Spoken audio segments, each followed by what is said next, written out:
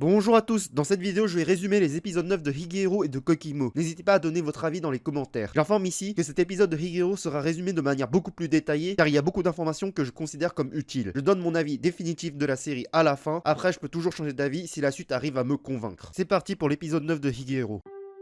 Le frère oblige la lycéenne à rentrer, puis le MC l'invite à discuter de la situation. Le frère révèle que leur mère n'a pas signalé sa fugue et déclare qu'elle s'est enfermée dans sa chambre. L'école suspecte que la mère séquestre la lycéenne. En comprenant la situation, le MC demande une marge de quelques jours pour que la lycéenne puisse réfléchir à tête reposée et le frère accepta. Scène suivante, le frère discute en privé avec sa sœur. Le frère s'inquiétait vraiment pour elle et il était rassuré qu'une bonne personne les recueillit. Il l'accorde une semaine après avoir entendu sa détermination. Elle cherche une réponse à ses questions existentielles. Changement de scène, la squatteuse arrive chez le MC et la lycéenne révèle son passé. Elle ne s'entendait pas avec sa mère, arrivée au lycée, elle a abandonné sa vie de lycéenne, elle a fini seule et isolée. Pour faire simple, on l'a surnommée la princesse solitaire. Un jour, une camarade de classe a créé un premier contact avec elle, puis elles sont devenues amies. La lycéenne va apprendre plus tard qu'un groupe de filles harcèle son amie à cause d'elle. Les autres filles pensaient que la lycéenne faisait semblant d'être amie avec la victime de service pour plaire aux garçons, d'où pourquoi elle s'attaquait à elle indirectement. Un jour, la victime décida de se suicider. Elle révéla qu'elle s'était approchée de la lycéenne par admiration, et que maintenant, elle avait terni son image de princesse solitaire et forte. Elle n'aimait pas voir son amie malheureuse et à la protéger constamment. Elle a mis fin à ses jours afin de rendre son sourire. Des journalistes ont commencé à harceler la famille de la lycéenne pour le suicide. La mère demande même à sa fille si elle ne l'avait pas tuée. Sous la colère, la lycéenne s'est barrée, car sa propre mère ne la faisait pas confiance. En apprenant la situation, le frère décida d'emmener sa soeur loin de sa mère pour qu'elle puisse prendre l'air et se calmer. Il la donne à 300 000 yens afin qu'elle puisse vivre seule pendant un mois. Sous la dépression, elle dépensa rapidement l'argent et elle décida de jouer les fugueuses. Une personne va la recueillir par gentillesse et elle a fini par avoir envie d'elle. Le cycle se répéta jusqu'au MC. Plus tard, le MC et la squatteuse ont parlé en privé. La squatteuse va faire réfléchir au MC sur ce qu'il veut faire pour la lycéenne, pour l'aider à surmonter cette épreuve. C'est tout pour Higehiro. C'est parti pour l'épisode 9 de Kokimo.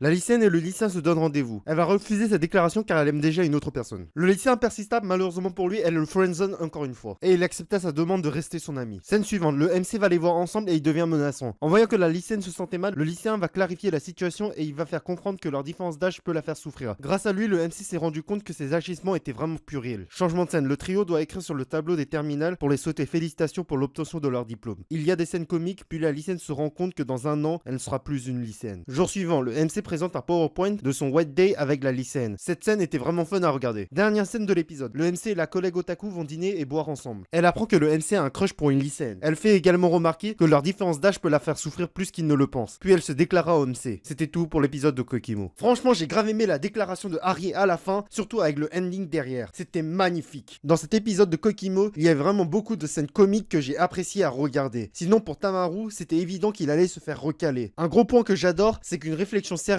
sur la différence d'âge entre les deux personnages vient enfin. Et du coup, ce n'est plus seulement un animé comique et tranquille à mes yeux. Avec l'épisode 8, je trouvais déjà qu'il y a pour la première fois de la romance. Et avec l'épisode 9, je pense définitivement ajouter le genre romance à cet animé. Sinon, le point négatif, c'est que l'histoire suit une ligne droite. Je dis ça ici parce qu'en fait, au début, je trouvais que la romance était que secondaire dans toute cette histoire. Mais maintenant, elle s'est bien installée. Parlons maintenant de Higehiro. Quand j'ai vu la fille avec des lunettes, je me suis dit que c'était évident qu'ils allaient sortir ce grand coup classique, le suicide de la pote à cause du harcèlement scolaire. J'avoue que ça, c'est un événement vraiment traumatisant. Puis il y a la mère qui pense que sa propre fille l'a peut-être tuée alors qu'elle souffre. Là, ça justifie totalement son envie de ne pas vouloir rentrer, donc pour moi, c'est validé et je continue la série. Par contre, le frère, c'est un irresponsable à mes yeux, car il a relâché sa sœur dans la nature alors qu'il savait qu'elle se sentait mal. C'était sûr qu'elle allait mal finir. Comme il pensait faire une bonne action, je sens sa culpabilité venir quand il apprendra la vérité. Il y a un truc que j'ai envie de dire, c'est que j'ai l'impression que l'animé est grave rushé. Je n'ai pas lu le LN ou le manga, donc je ne sais pas. Dans tous les cas, Higehiro est maintenant classé pour moi un animé bon à passer le temps, car ça devient trop classique. Ce qu'on nous sort là ne répond pas à mes attentes. Alors que pour Kokimo, dès le premier épisode, pour moi, c'était un animé pour passer le temps. Et il reste dans cette catégorie. J'ajoute que c'est un bon animé pour passer le temps, contrairement à Higehiro qui est plutôt une déception. C'est ça justement la différence quand on commence avec un animé qui installe les choses de manière lentement par rapport à un animé qui se veut sérieux dès le début et qui n'arrive pas à tenir le niveau. Cette fois, je donne exceptionnellement un point à Higehiro et à Kokimo, car je n'arrive pas à les départager. L'un pour son contenu et l'autre parce que j'ai passé un bon moment. C'est tout pour aujourd'hui. Si vous avez aimé la vidéo, abonnez-vous pour ne pas manquer les prochains épisodes. C'est gratuit et ça me fera grave plaisir. Et n'oubliez pas le pouce bleu. C'était Nanashi Hachiniroku, à plus.